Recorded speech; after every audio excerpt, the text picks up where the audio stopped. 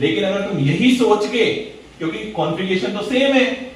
अरे आराम से देखो ना, D8 ही तो है, यहाँ पे भी तो D8 है, तो कॉन्फ़िगरेशन तो सेम है, तो आपके अकॉर्डिंग तो इसका हाइब्रिडाइजेशन क्या आना चाहिए, sp3 आना चाहिए, और बच्चे यहीं पे खेल गए, बच्चे यहीं पे खेल जाता है एडवांस। अरे बेटा रुक जाओ, ये जो है वो फर्स्ट ट्रांजिशन सीरीज का एलिमेंट है, ये जो है वो सेकंड और थर्ड ट्रांजिशन सीरीज का एलिमेंट है, और मैं तुमको आज एक की पॉइंट दे देता हूं, सेकंड और थर्ड ट्रांजिशन सीरीज के जितने भी एलिमेंट है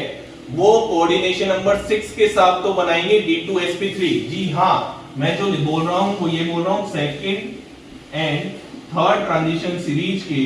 जितने भी element, first second third transition series तुमको पता होनी चाहिए, फर्स्ट ट्रांजिशन सीरीज 3D वाले मेटल, सेकंड 4D वाले, थर्ड 5D वाले, ठीक है, जितने भी मेटल है वो क्या बनाएंगे, वो बनाएंगे क्या,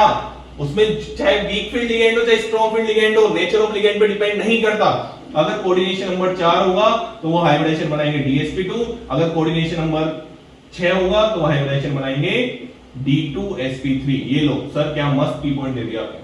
हाँ, क्यों होता है ऐसा वो मैं तुमको बहुत ही आराम से समझा सकता हूं कि सेकंड और थर्ड पीरियड वाले एलिमेंट्स में अगर तुम ध्यान से देखो तो तुमको ध्यान अगर बिल्कुल फोकस करके देखो तो 10d इलेक्ट्रॉन इसमें एक्स्ट्रा आ गए, इसमें plus 10d electron,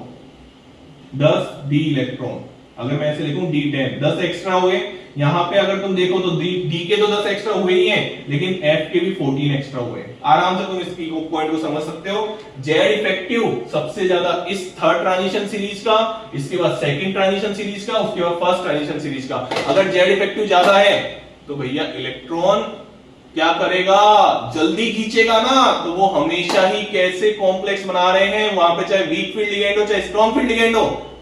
coordination number 4 हो तो DsP2, मतलब पेयरिंग होगी,